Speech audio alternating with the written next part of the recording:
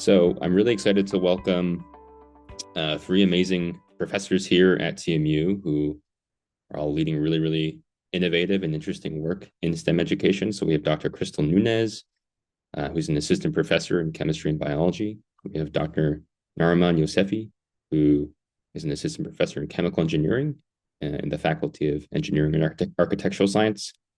And then we have Dr. Preeti Raman, who's an assistant professor in computer science from the Faculty of Science. And Sadia has more fulsome introductions for each panelist that she'll be sharing in the chat if people want more details there. I just didn't want to spend too much time reading out the full things, but if people are interested in the full details, those are there in the chat. Because of word limits, they will be in like two chunks. Sounds good. Cool. So our general outline for today's session is that each panelist will be sharing a brief presentation about some of the work that they've been doing in STEM education. And so this could be an innovation that they've implemented in their teaching, something that they want to share with the community. And so we'll give each person the chance to share their work. And then in the final 40 to 45 minutes for the session, have an open Q&A. Sadia and I have some pre-prepared questions, but this is meant to be as interactive as possible. So feel free to chime in with any questions throughout. So there are three main ways that you can ask questions. There's the raise hand feature on Zoom. You can also put your question in the chat, and Sadia will make sure that we get to that question at some point during the session. And then we also have set up a Menti page. And so if you go to menti.com and put in the code 68204780, you can submit anonymous questions via Mentimeter. Any questions or concerns or anything that people need before we start? No? Okay. And I see Nariman's back, so that's great. And so yeah, we'll get started. I'll pass it over to Crystal because Crystal is the first presenter that we have for today. And Crystal, just let me know as we go through if you want me to change your slides. Absolutely. Thank you so much, Jackie. And thanks everyone for being here today. So I was debating kind of what I could feature in 15 minutes, but I decided to chat about a project that we were working on this past year that was funded by Center for Excellence in Learning and Teaching, Teaching and Learning Grant. So I thought that was appropriate for today's panel. Very briefly, for those that maybe didn't read the description in the chat, generally speaking, at first we'll begin by saying that, like Preeti, I'm a discipline-based education researcher here at TMU, and so our research group is focused on science education. And although we engage in many different projects, and I encourage my students to pursue things that they're interested in, a general thread that ties much of it together is helping students to reshape the way that they look at failure. Because not only is failure really important in the learning process, but it's particularly important in the sciences as well, of being able to problem solve or bounce back from failed experiments, unexpected results, unsupported hypotheses. These are all experiences that for professional scientists are very valuable in that they help to redirect those research efforts. They can lead to those later innovations and discoveries. But we don't really teach that very well, in my opinion, to our undergraduate students. Our textbooks and our lecture materials are often stories of successes, of the wins.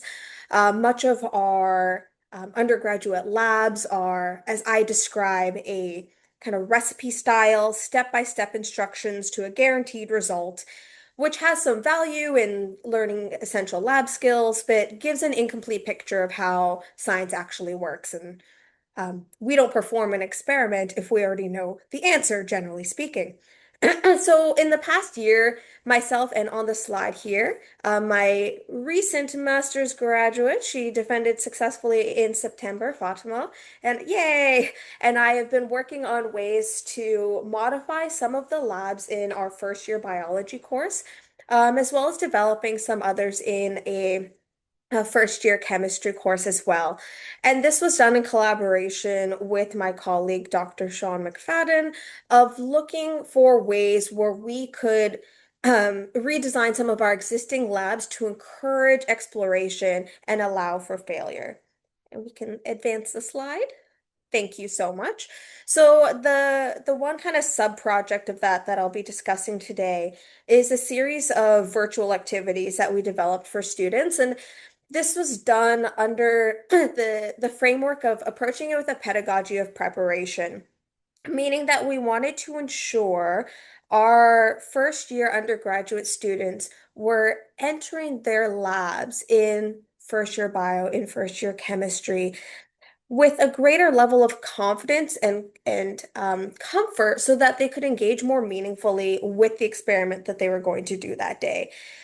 So we are looking at courses, especially in biology, we're looking at the fall semester, September of their first year of undergraduate study, their first time walking into a university level lab. And not surprisingly, many first year students experience anxiety or concern or fear walking into those settings. We're also cognizant of the fact that when students enter these labs, we have an assumption of what foundational knowledge they enter university with. And I'll be chatting about that more in a few slides. But our assumptions might not always be accurate because depending upon, say, what high school a student came from, they might have had a very different experience from some of their other peers. For example, in terms of the equipment that they had access to, or the labs or the resources that their school had for them in preparing them for university.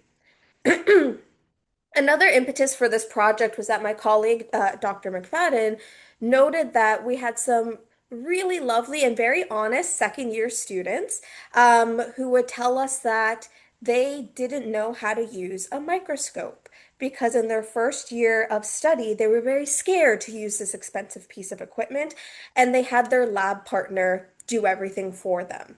So we wanted to try to mitigate those types of concerns so that they would feel confident enough to utilize a microscope, for example. That's one of the activities I'll be discussing today.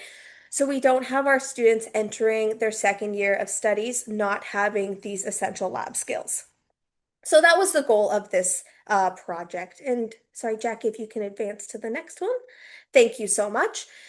So one of the ways we attempted to address this is to develop these virtual lab, pre-lab activities. So students in these classes would complete a pre-lab worksheet or activity, and then they would come into the lab and complete another report sheet that was due at the end of class. So we wanted to integrate a virtual activity in the pre-lab component, again, to help prepare them before they ever step foot into any of their in-person labs. But I apologize for clearing my throat. I'm getting over a cold, which I'm sure others in the room can relate with. It's going around.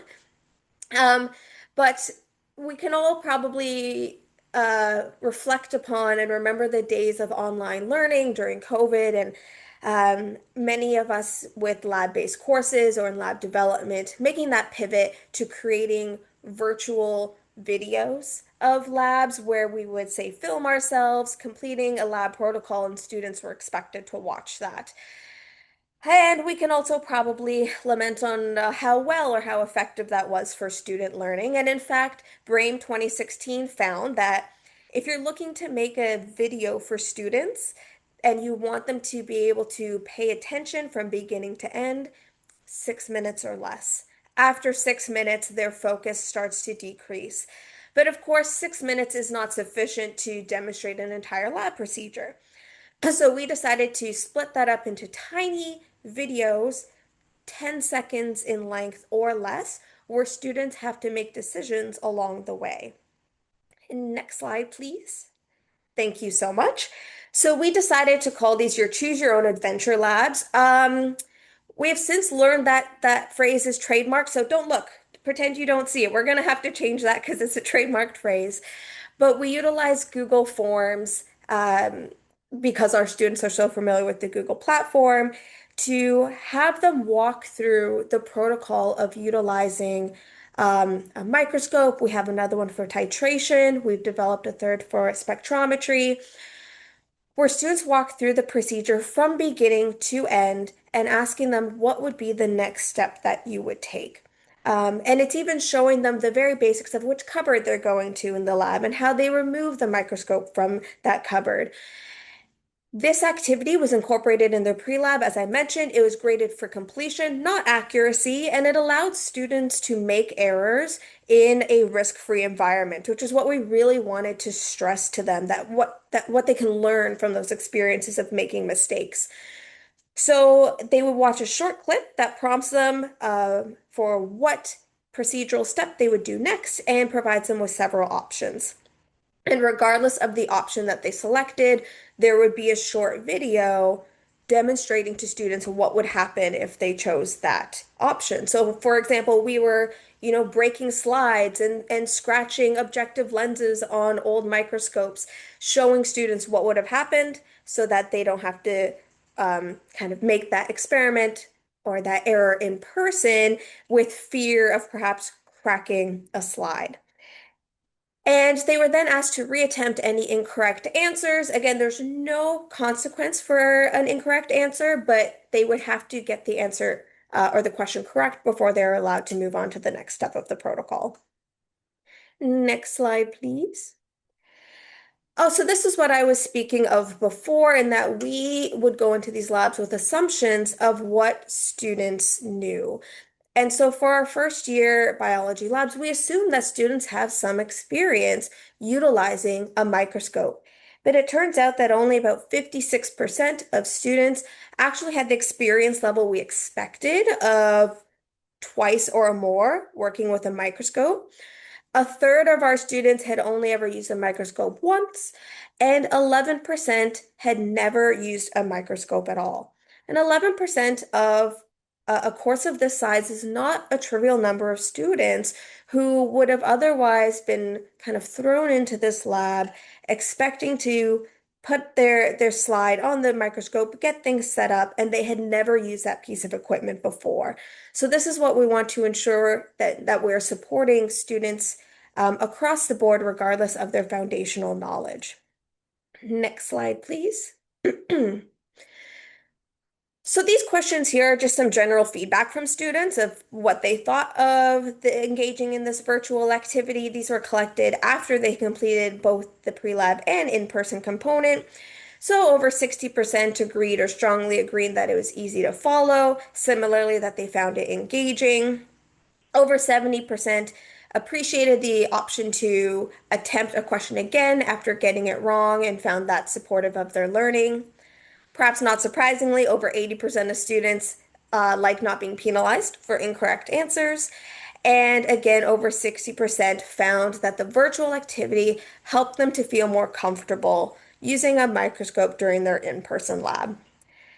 Now, this final question here is kind of we're asking students to reflect upon their experience after they had completed the entire lab, but we wanted to really also capture that question at different time points in the semester, kind of in that moment to see how those opinions might have shifted. So next slide, please. So we asked that same question of asking students to rate their comfort level in using a microscope. We asked the question at the beginning of the term and the end of the term. So those are the two data points presented there. And we did find that by the end of the semester of 2024, when we first implemented this activity, that students were more comfortable using a microscope. Which is not surprising. That is what we would have hoped to see because they've now completed an entire semester. They've now engaged in several labs in first year biology, had multiple opportunities to utilize a microscope. So hopefully they would be more comfortable at the end. But what is more telling is how the 2024 cohort of students would compare in their comfort level to the previous year's students who did not have this intervention included in their pre-lab activity. And if we could just give the slide a click, thank you so much.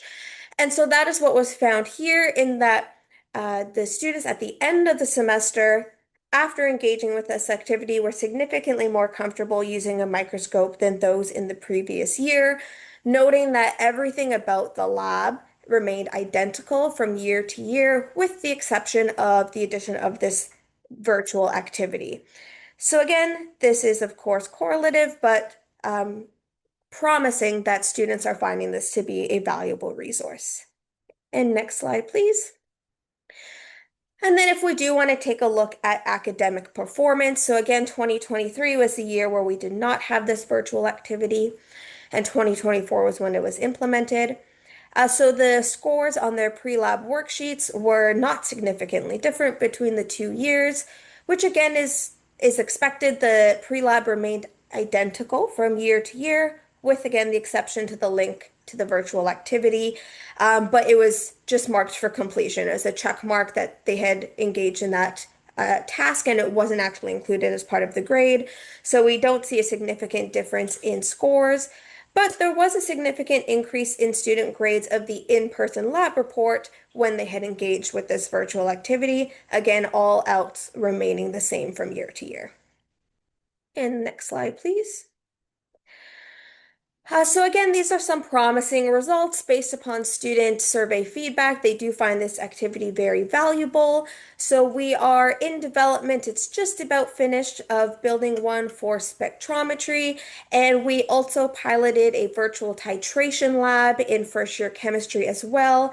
I don't have the preliminary data here, but overall student response was even more positive for the titration demonstration than the microscopy one. So again, we're going to continue developing these and implementing these moving forward with this idea of supporting student comfort coming into these labs if they've never seen these pieces of equipment before, so that they can engage more meaningfully in this lab. And I think that's the only slides that I included for today. Yep, that's it from me. Thanks so much, Crystal. That was really wonderful and insightful. Um, just before we pass it over to the next presenter, maybe I'll invite one question from the audience while the presentation is still fresh in our minds.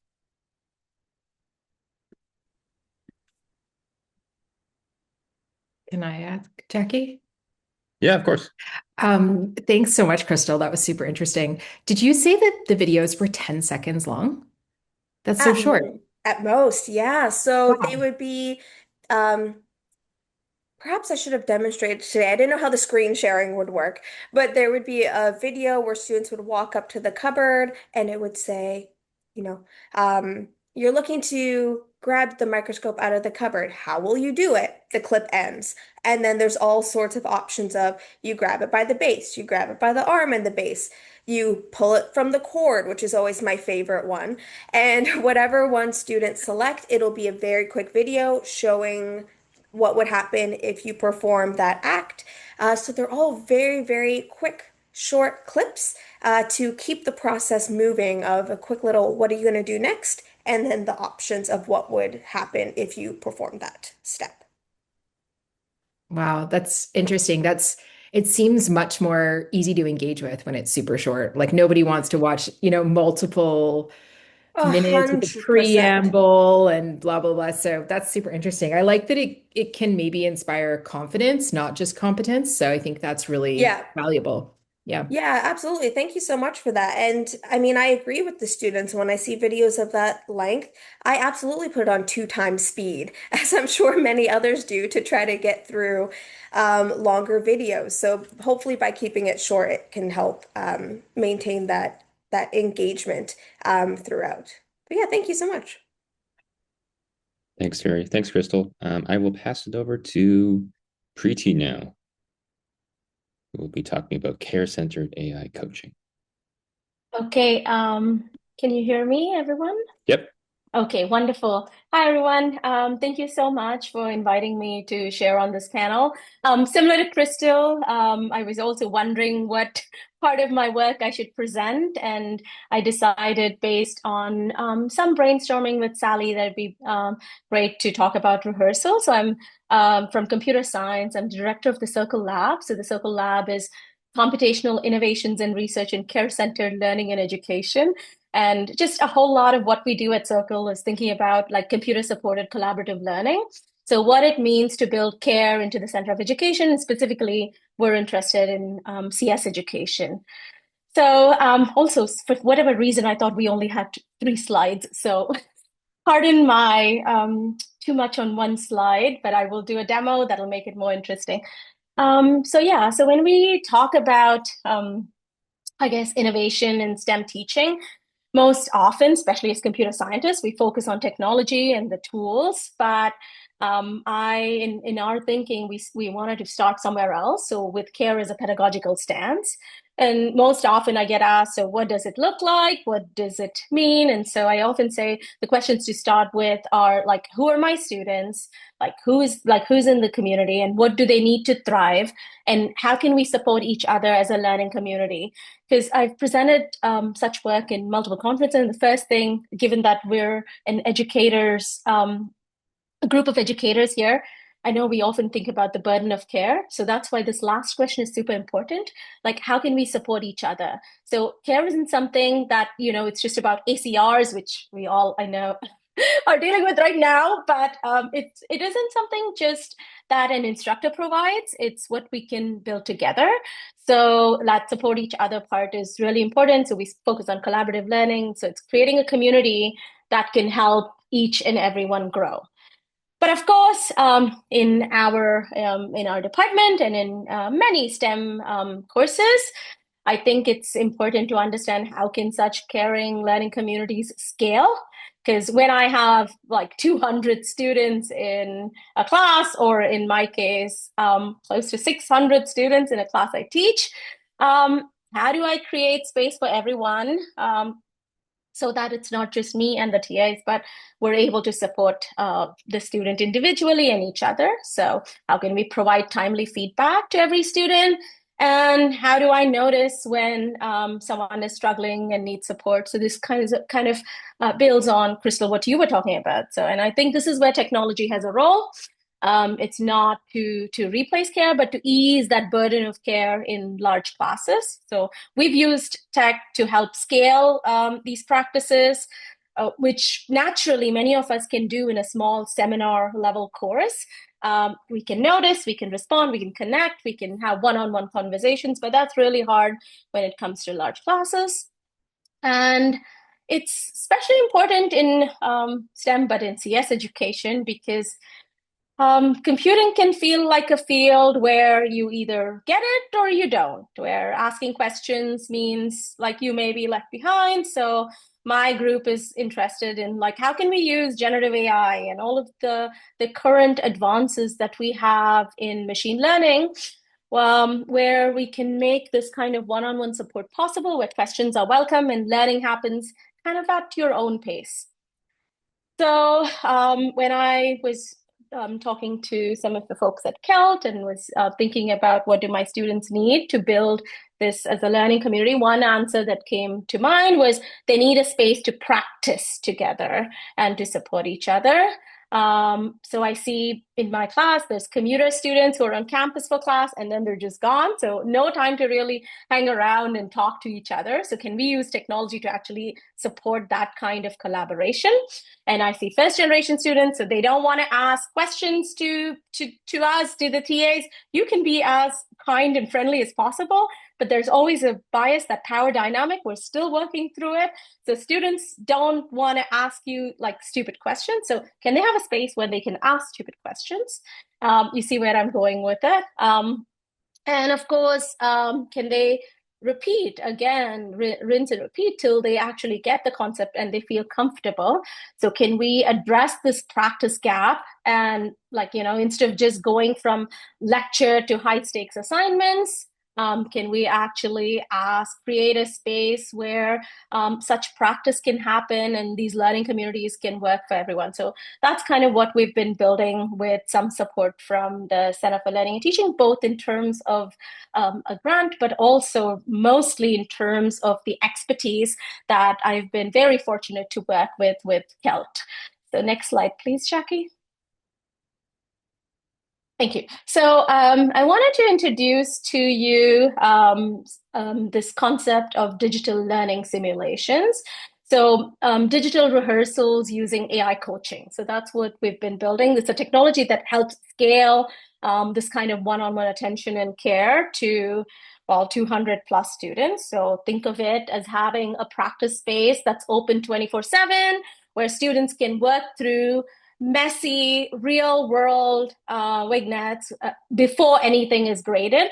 They can try and they can fail and try again and get the concept. So this is not about replacing humans or, just having technology in it, but it's about like easing this burden. So I've been using this kind of AI-powered coaching tool in 3 of my courses now. 2 of them are computer science programming courses. They are CS1 courses. And the other one is CPS 412, which is an ethics and society and professionalism course. So students get realistic scenarios. So it's not just, write this function, here's a code, something like that. They get realistic scenarios, and we have an AI coaching agent that's built that gives them emotion aware, personalized feedback. So it's not just what's wrong. So it's not just unit tests. If you know computer science, it's mostly about unit tests and saying if it's right or wrong. So it's not just about whether it's right or wrong. So we give them support along the way. There's multiple entry points. So they could practice a scenario, try, learn, test, and explain. They can practice it at home. We've done, it allows for A/B testing. So the tool itself that we've built allows for A/B testing because we're interested in what works and what doesn't work for our students. So they can practice confidentially, do it multiple times, so it reduces stereotypes. And of course, we have, it's an agentic AI framework that's built behind this. So basically, we're able to provide really evidence-informed, process-focused feedback. So building on what Crystal, you just said, like we use productive failure as one of our, models, one of our theories that this work is grounded in. And this is adapted from scripting and orchestration at scale, a tool that we built called SCORE. And there's integrative analytics in the back. So the instructor is actually able to see the deviation in learning. So we're not looking at perfection. We're more focused on the process. So you're able to actually collaborate this, choreograph this kind of collaborative learning. And the work that we've been doing with Kelt. Actually, Jackie, perhaps now I should share the tool instead of Sure. Yeah. going to the next slide. Yeah, so Go for it. Thank you. I'll stop sharing. Yeah, perfect. Okay, I thought I will do a bit of show and tell.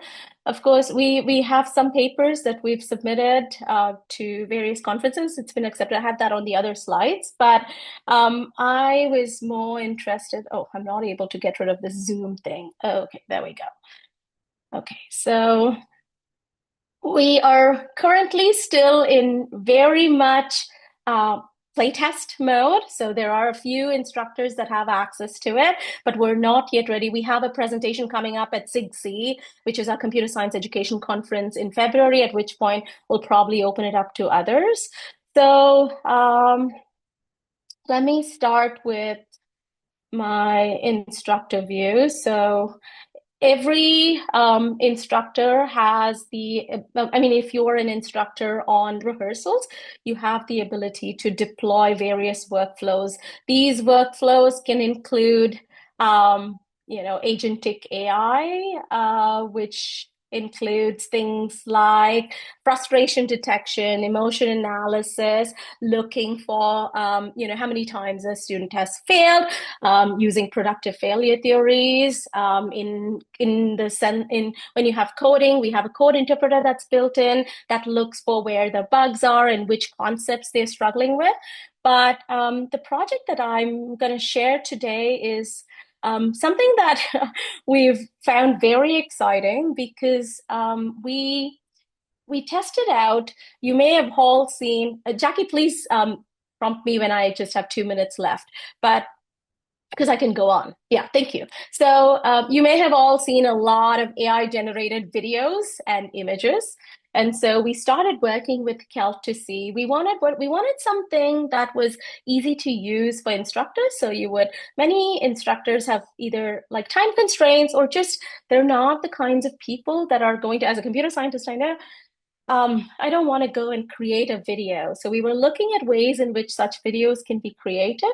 And so we did quite a bit of work with Kelt. And you'll see this is the instructor dashboard where I'm able to see how many students have gone through which ones. And when they're live, you can actually see which student is struggling on what view. But let me show you one of the student views, which is they'd have to do, so this is all scripted. So you could have a pre-survey that the students would need to take. And it's all optional. And then in rehearsals, we actually decided we're working with the ACM Code of Ethics for this particular scenario. You could pick any scenario that you'd like based on your discipline. And so we decided with ACM Code of Ethics, our students often struggle with confidentiality. So we said, okay, so how can we get them to understand confidentiality? And we use storytelling with our wonderful folks at Kelt who helped me build the story of Mia, who's the CEO of EdNoah. And we recorded videos with, they're not real actors, but they're human generated videos. We've done 3 tests with this. We have had AI generated videos, we've had instructor narrations, and we've had human generated video.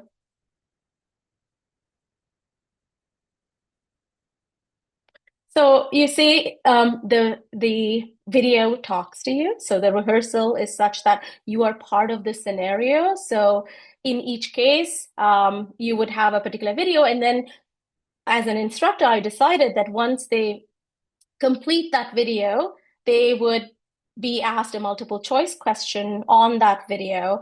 And if this is a one that's completed, but if I were to go to something that was not completed, and if I were to get the wrong answer, then it would pop up an AI coach. And that coach will actually take you through the scenario again, one element at a time, and this is where all of our, the agentic AI framework comes in to detect frustration, to detect knowledge gaps, to kind of have a conversation with it. We've also played around, you as an instructor can pick different profiles for the coach. So we've played around with coaches that are more, it's all Socratic, but we played around with coaches which are more youth friendly, so to speak. So using a lot of the language model, like language that youth use. So, hey, yeah, okay, things like that. And also we played around with more instructor style coaching, and we found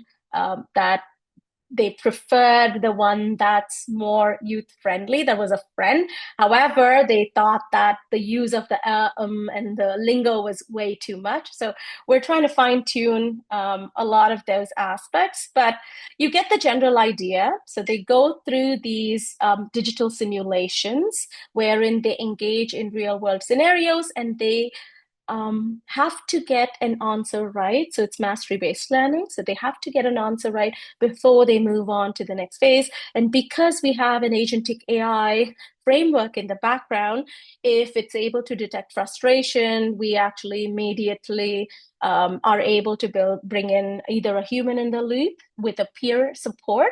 So a peer would be notified, and they would be like, oh, would you want to like phone a friend? If you guys have seen like phone a friend and ask an audience. So we're engaging all of those ways in which humans would connect with each other. Okay, I think I will, you get the general idea. So we do have multiple agents that you can work with. And I want to actually just, Jackie, I'll just share this slide here. Presenter view? No, presenting, what should I do? This slideshow? Okay, perfect. So I just wanted to stop with some of the things that we're learning as we're working with these digital learning simulations. innovation isn't just a smarter tool, it's an integrative learning environment. The students often wanted to know what was happening.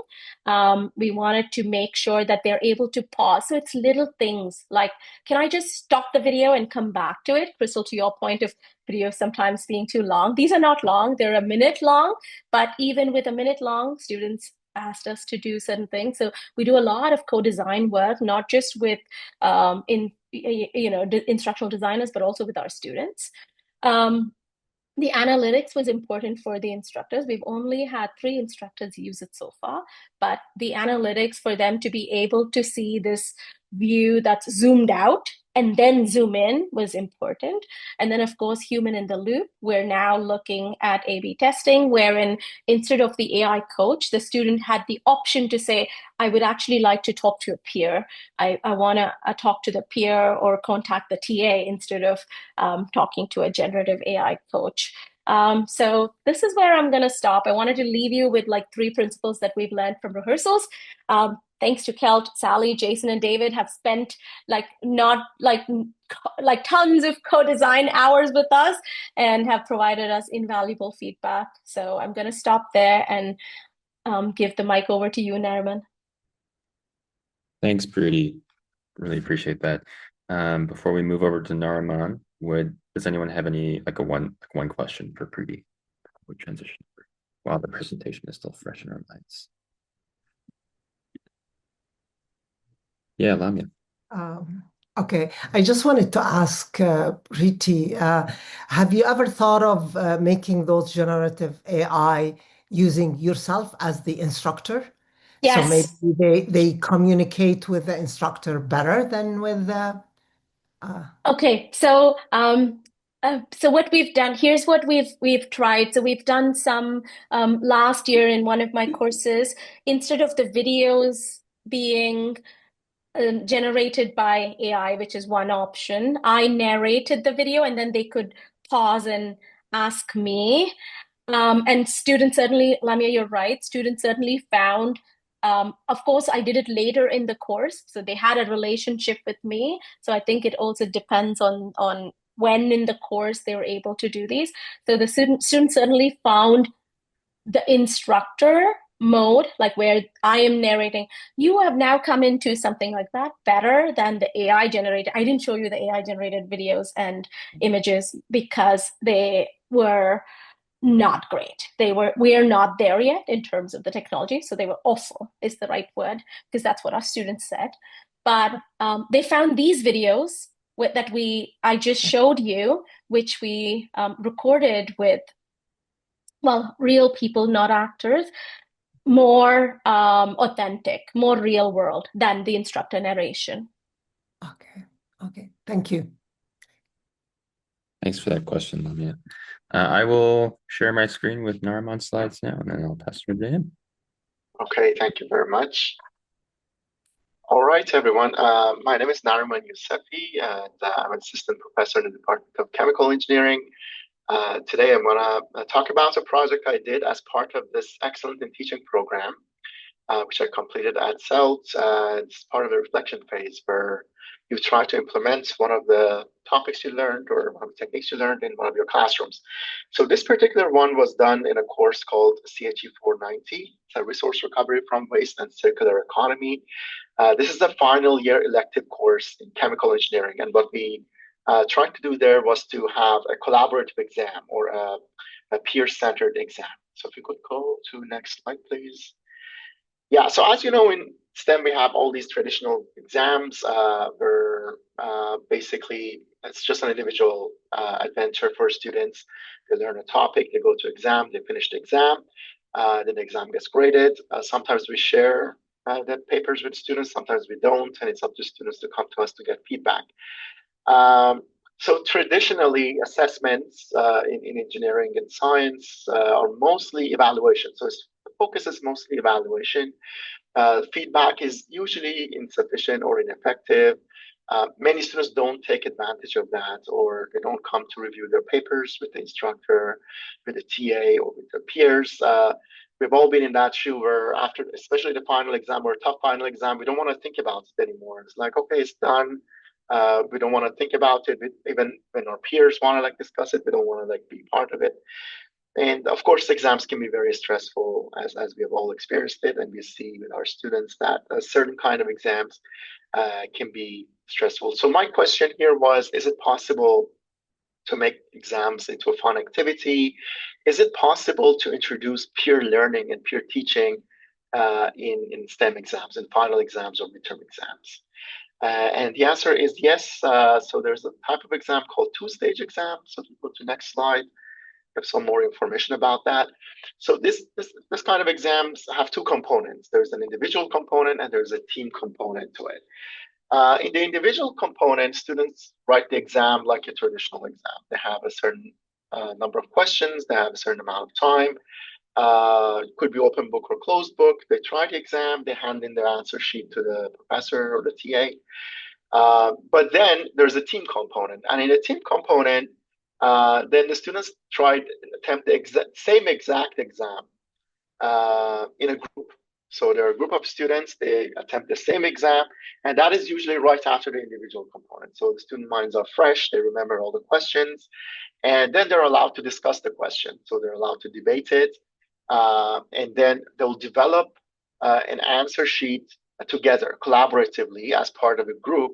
They develop an answer sheet and they hand in the group component. And the exam grade is usually split between the individual and the team components. So if we could go to the next slide. So why do we do this, and what are some of the advantages of these two-stage exams? One of the things is that the exam becomes a learning opportunity. So like we said, traditionally individual exams are usually for assessment.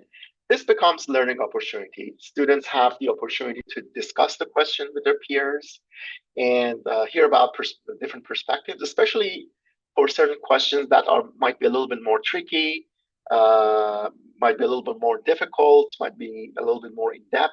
You have the opportunity to discuss it. And our experience shows that when I tried it in 2 of my courses at this point, there are certain questions that arise a lot of debate. Some questions, there's not much debate. Students all agree on the answer. But there are certain ones that students like really spend a lot of time debating what the correct answer is. Another thing is that exam stress is reduced significantly. The students know that part of the exam at least is going to be in a group setting where they can collaborate. So it reduces the stress. And that's one of the components that I didn't expect it as much, but when I got the feedback from students, I realized that it actually helps students a lot.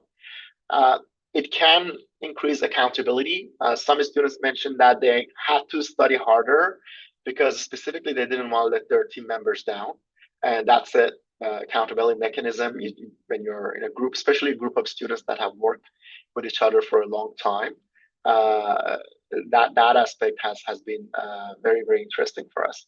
The other one is the gamification of exams. So a stressful exam can become a fun experience, and you can see in class when you administer this kind of exams, many of the groups are quite energetic. They're debating, they're having a lot of fun writing the exam, and it's very different from the traditional exams, or even the first part of the exam, which was individual, and students were more stressful, very quiet, trying to focus and write something. So next slide, please. However, there's some nuances, there's some disadvantages to these two-stage exams. The first one is that you're introducing group dynamics. You're introducing interpersonal parameters, especially if the groups, they don't have good dynamics. That could be a little bit difficult if not all the students are participating. In my case, because the course was a final year elective, the students were already part of the same peer group since year 2. So at the beginning of the class, everybody knew, okay, these are my peers. I've been doing a lot of activities with them. I have good rapport with all of them, and I'm going to be in that group. So I personally did not face this problem. Maybe it works best for courses that are more elective in nature, that are more final year rather than first year, second year STEM courses. It works best if you have multiple choice and short answer exam questions. Just for the fact that the exams can be shorter and Secondly, there aren't a lot of things to debate over. However, when I was looking into the literature, I saw that there are some people who have used it for calculation style exams as well. So it doesn't mean that you cannot use it. What I noticed is that even for longer exams, it's possible to do a subset of questions to make the team part a little bit shorter based on the questions that you think might need a little bit more debate. So next slide, please. Another thing is classroom logistics are very important.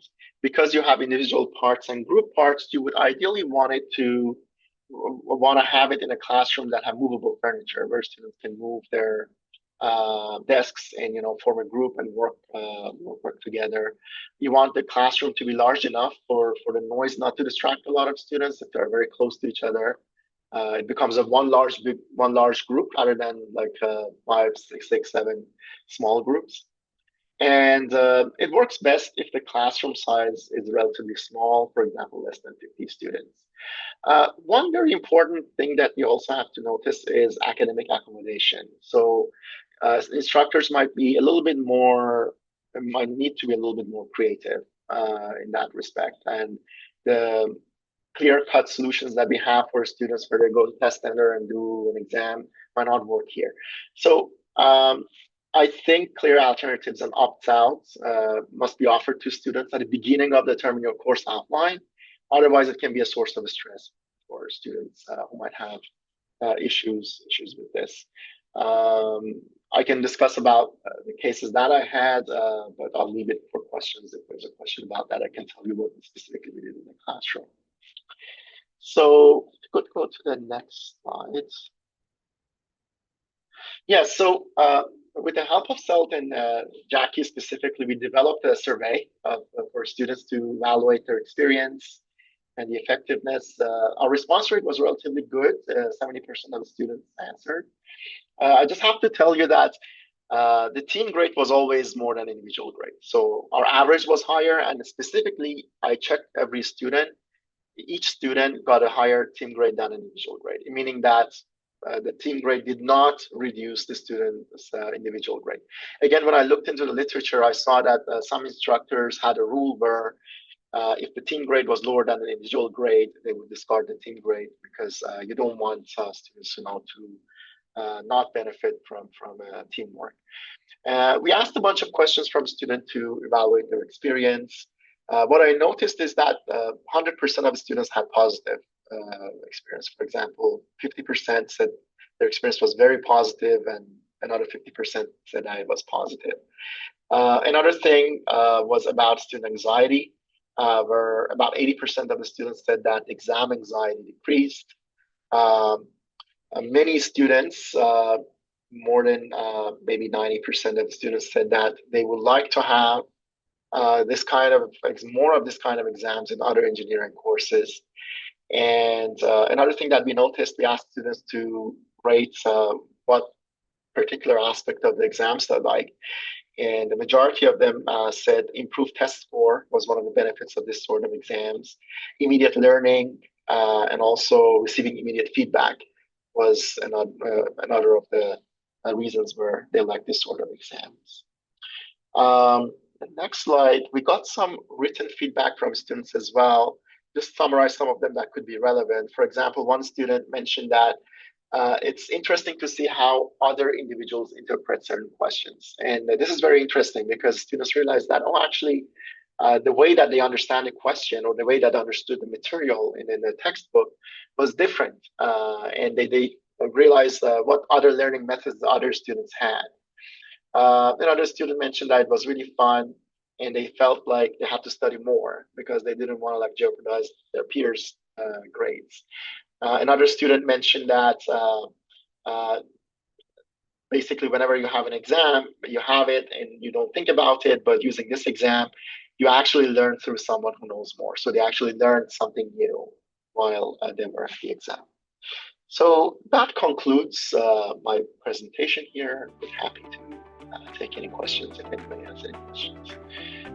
Awesome. Thanks so much, Narman. That's really interesting. It's cool to see how, I remember working with you on this, and it's cool to see the results, and it seemed to go very positively. So it's nice to see that.